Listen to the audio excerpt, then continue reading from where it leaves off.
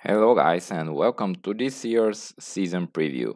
A little bit delayed by about a week than usual, but still here we are, back with it, and only a few days to go before the cutdown day and before we next week start having some actual NHL games to follow and our season begins. So this. This preview again, like usual, we'll start with taking a look at what happened at the latest auction and how did it compare to the average. With average here is the averages since we have started doing the auctions with salary and term. So basically since 2017, I think, or 2016, I don't know, but 5 or 6 years.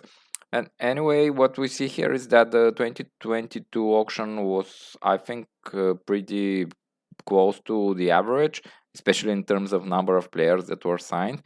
The total salary and the average salary per player was a bit low, so that could really reflect that this year's crop was not very deep or very deep in terms of top quality, especially given the fact that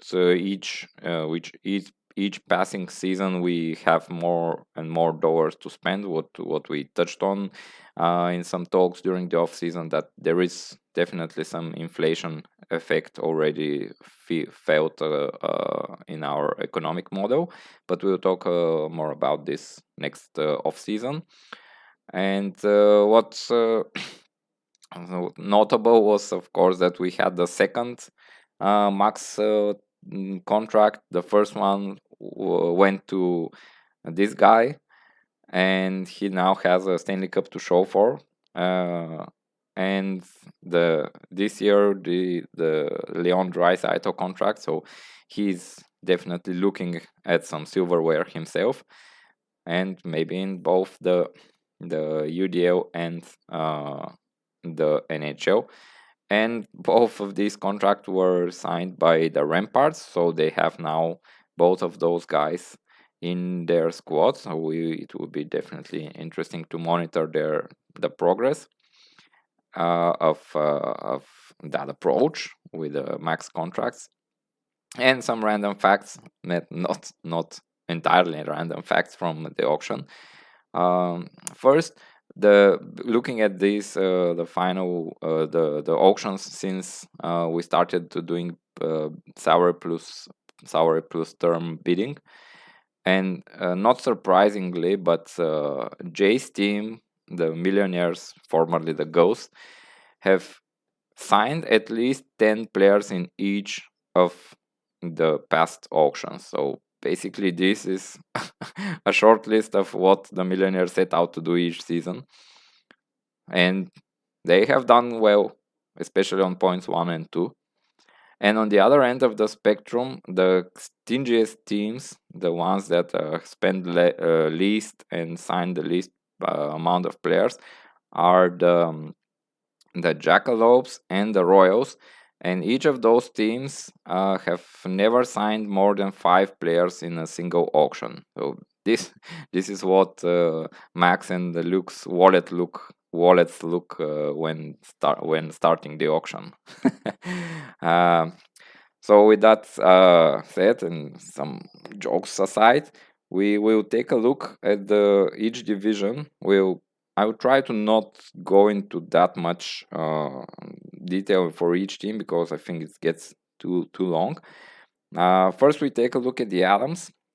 Before we take a look at the teams, for each division I would say a couple of words based on how I view, or how the preview views the division.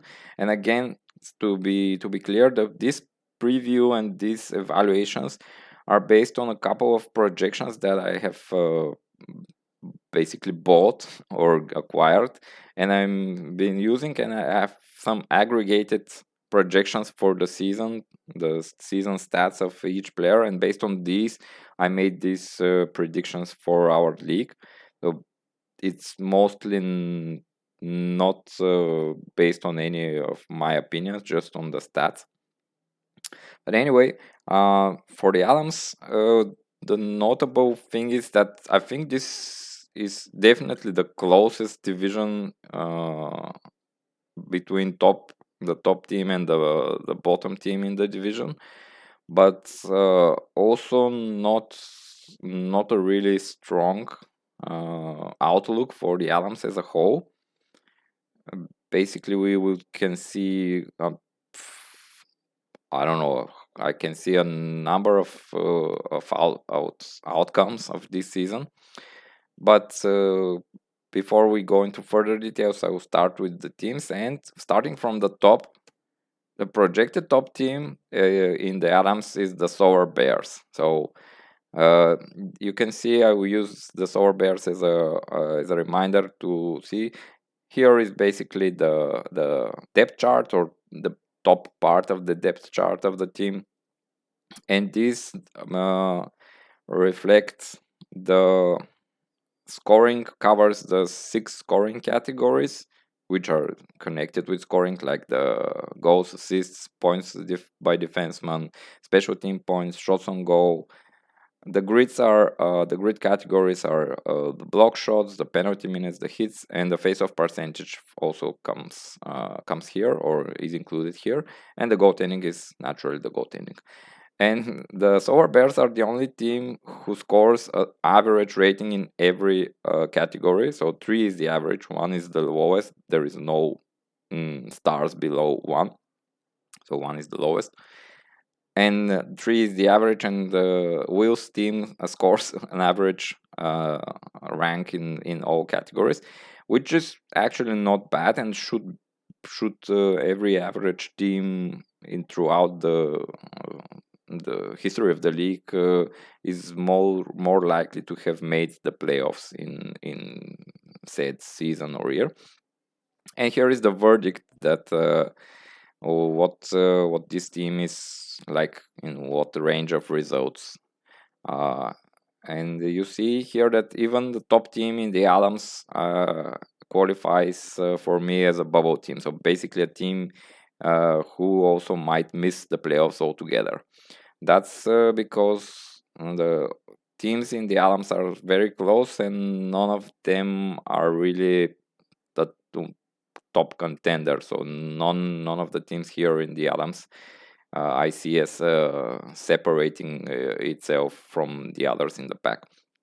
And you see here the squad of the Sour Bears. Basically some very good players like Hedman, and their center depth is pretty impressive. I had to move Zigras to the wing, although he's not playing at wing. And the red ones are not players who will start the season on the injured list, but should rejoin shortly after, or in sometime into the season. And the blue names denote that these players were signed at the most recent auction. So Gibson and Marcus Foligno have been added to the Sour Bears lineup in this recent auction.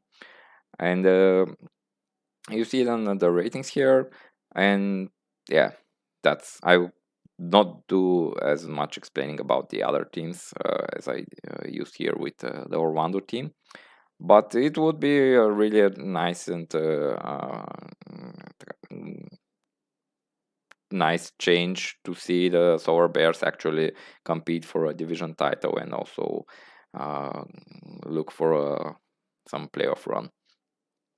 Next in the division, I see the Upper Canada Patriots coming at in a second, and again very close. Looking at the ratings that we have here, the only difference between the Patriots and the Sour Bears is that I have them ranked a little bit lower in terms of goaltending, because Binnington didn't have an impressive season last season, and if he cannot bounce back, the tandem of Binnington and Quick doesn't look very formidable. And you can see that Jason Robertson is still unsigned, so that's why he's in orange. He might get signed any day, I think. So that should be something that Jeremy will not have to worry about. I think interesting too that Jeremy has collected all the whole top line of the Dallas Stars, and it's also his top line. And also he revamped his right wing side completely during this year's auction. And he slots in the second place in the Alps. But I say it again that between the teams in the Alps there is literally no difference or very very close. This is the Tigers. They fall in third in the division and are really I see them very much being on the bubble, and potentially their playoff streak is under threat. And the you see the lineup here. They have some good depth down the center, but really not that impressive on the back line, I would say.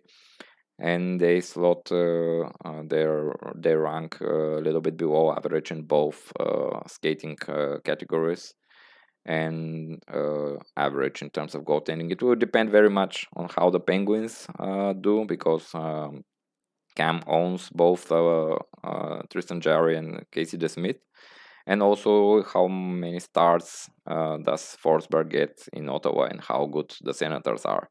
So just to give a big disclaimer, the goaltending category is such a wild card in the whole that it's literally doesn't matter a lot what rank do you have. It just gives you an idea of what can be expected, but also it doesn't give you any idea of what's going to happen. So I think any non-disastrous looking tandem could turn out to be very good, and also some very good looking could turn out to be just average. Like goaltending is crazy. Going on, we see the Scouts slot here in fourth place in the division. So the one of the front runners of the last couple of seasons. So basically heading down, maybe into a rebuild. I don't know. Andrew can further elaborate on his position, but I think they have the goaltending is potentially not going to be bad, but I don't know how many starts are both of Omark and Varlamov going to get, as I can see them both being actual backups in their teams. And also the scoring without Draisaitl leading the way for the Scouts is definitely not as impressive this season. And also the back end isn't really loaded, so we'll see if the Scouts manage to stay in the playoffs or brace for some rebuilding years. And the last place in the Alams, I see the Jackalopes, and I've labeled them as bubble rebuild because I'm not sure if Max is actually going for a rebuild, or just that some of his prospects didn't really pan out. The goaltending here, at least they have the prospect of Spencer Knight, who signed good contract in the NHL. So definitely they will be looking to play him more. And he has some very good players like Zibanejad and Kyle Connor. But the depth on the back line behind recently signed Aaron Ekblad is not impressive, or at least should depend on the development of some players. But I see the Jackalopes as the only team that's a little bit behind the pack here in a very packed Adams division. And overall in the divisions, I could see any scenario ranging from just one team making the playoffs to maybe three teams actually making it. It depends on very much on how much the other divisions that have a little bit more stronger teams hurt themselves in the process. So that's it for the Alums. Next, we take a look at the Norris. This is in alphabetical order. The Norris is again, we saw it last year. The Norris is basically back to its glory days, and this will or should continue this season as well. And we start at the very top, and this is again something we're all I think pretty aware of, that the Ice Dice and Mark is maybe the main contender for this season also. He's the reigning regular season title holder, and still both really formidable team. He's the only team that gets a 5-star rating in terms of the scoring categories. And again, looking at scoring from over, like he got Crosby for relatively cheap, and he still has Marner and Stamkos and the Brinkat, and the backline is also quite scary. I mean, especially the scoring from the backline. He's also quite good in the grid category. So basically, he could sweep the skater categories on most weeks. And the only question mark or relative question mark is the goaltending, and it depends on how good Florida and Bobrovsky are, and also maybe how many starts Francouz and how healthy he is in Colorado. But again, the Ice Dice is definitely one of the top contenders for the season.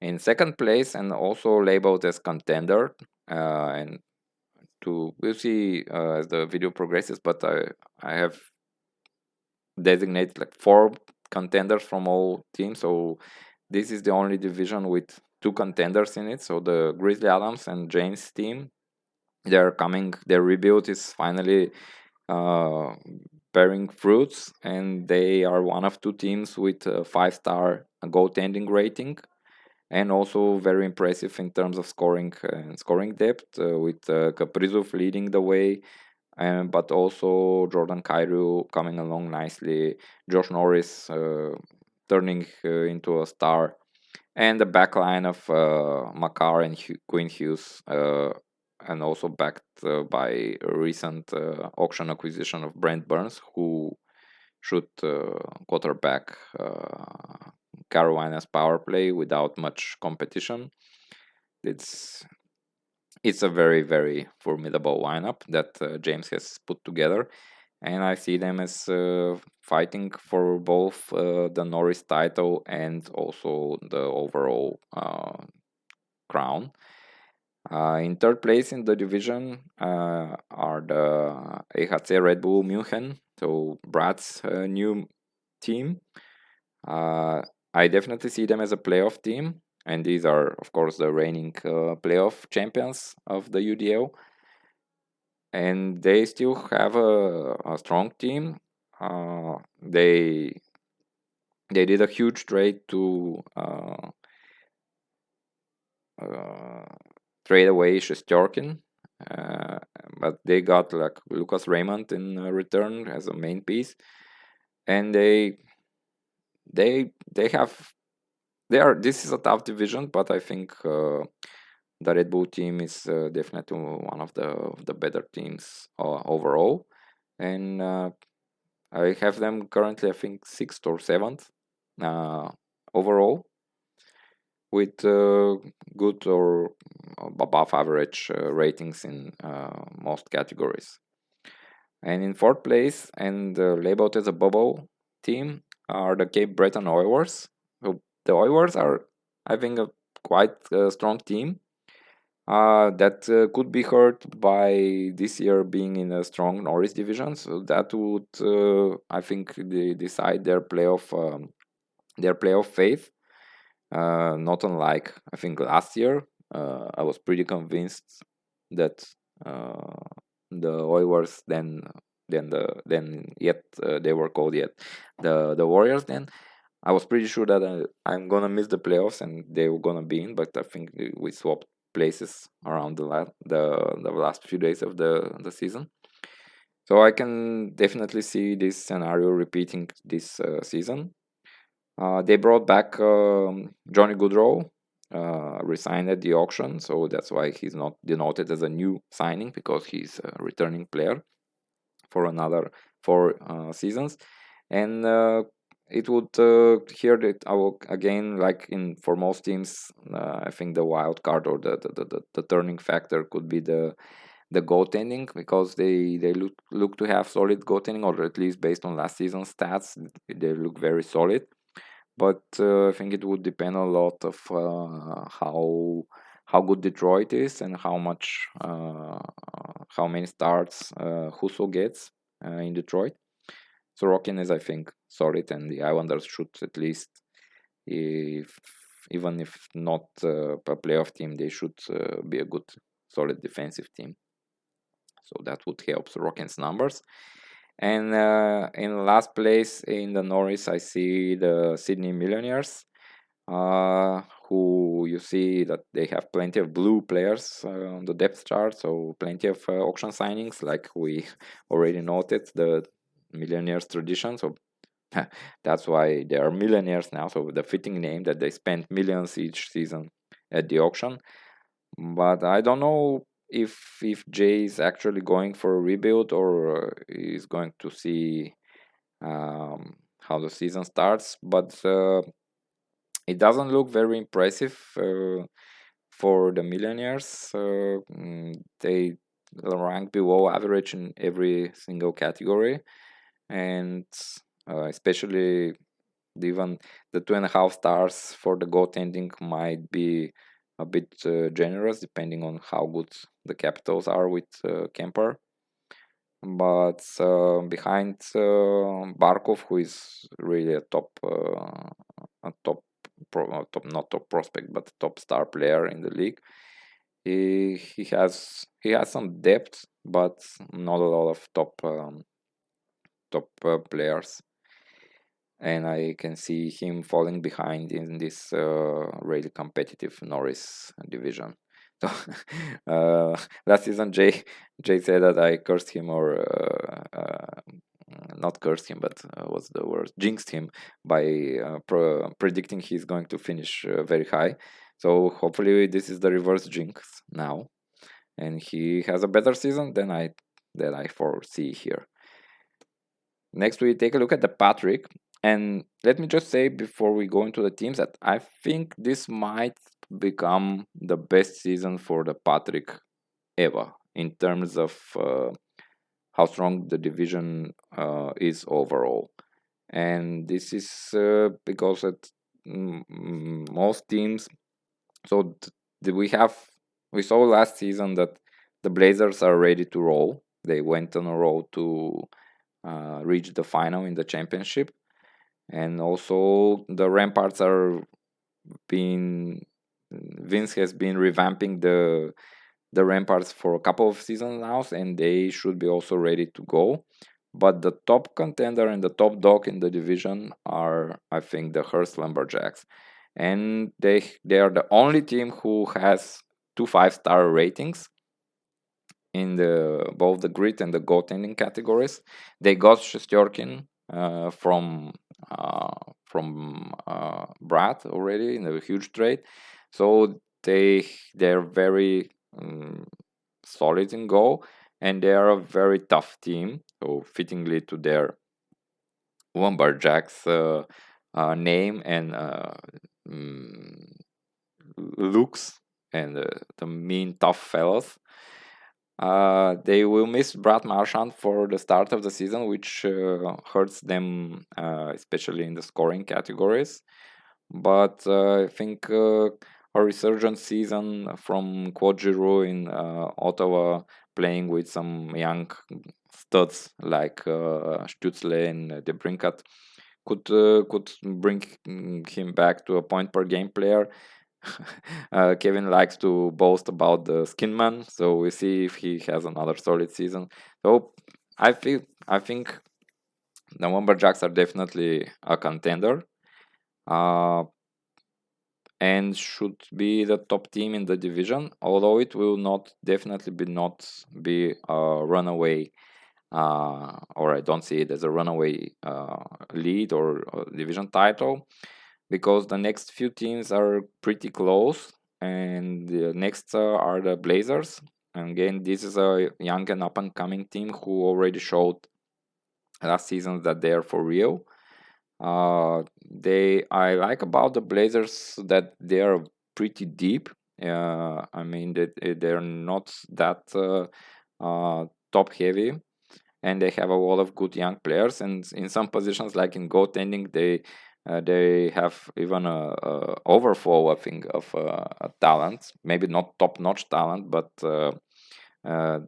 here on the list is not even noted. Mackenzie Blackwood is also part of the Blazers, so they will have some options, I would say, when they start the season to make some moves, trades, and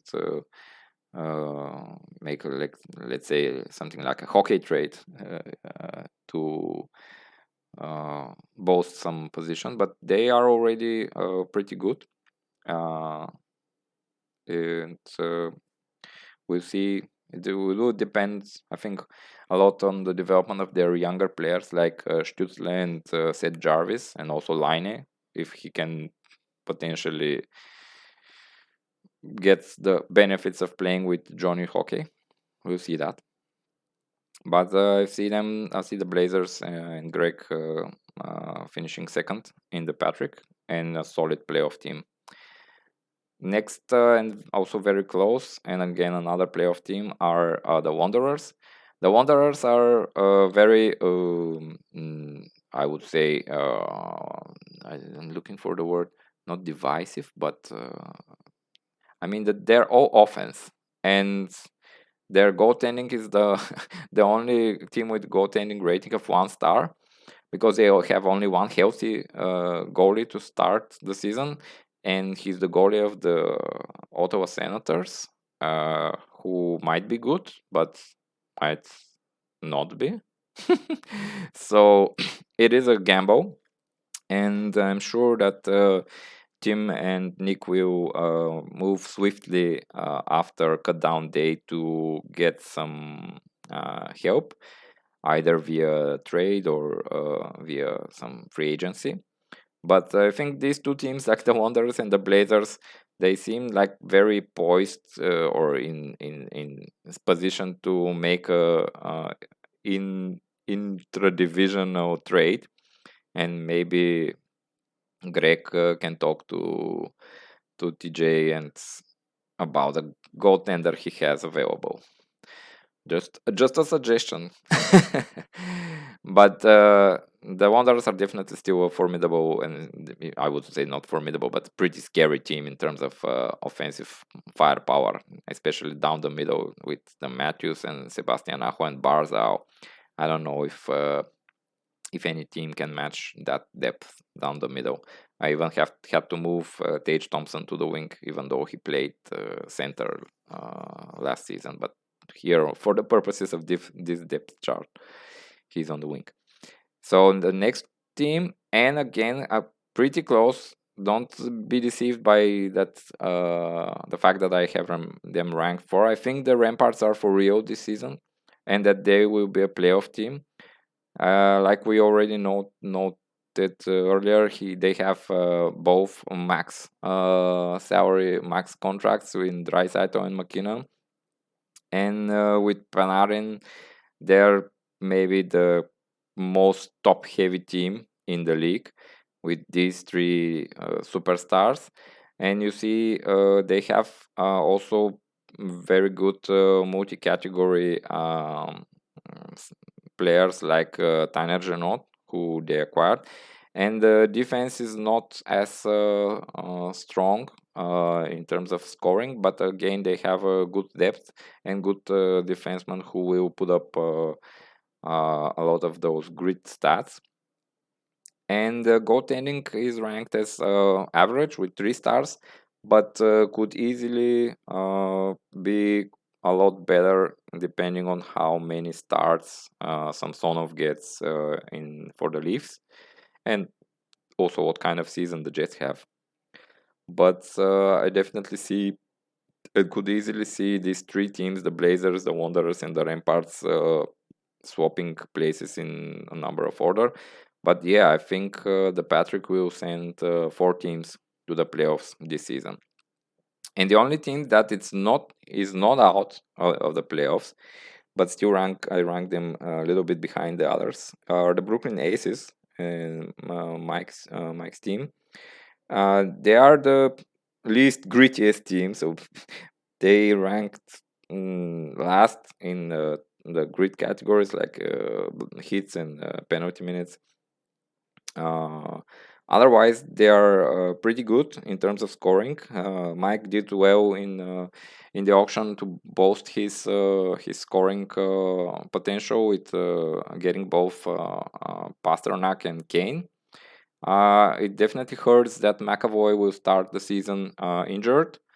But I also see an opportunity that the Patrick can send all five teams to the playoffs this season, and this will be definitely a first for the Patrick, but also quite an impressive feat overall, as it has happened only twice in the league's history so far.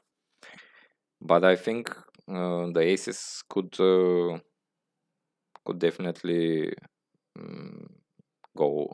be a dangerous team, and I don't know if they try to fix or to acquire more grit, as actually grit is a lot easier to find on the free agents and the waiver wire compared to scoring and goaltending.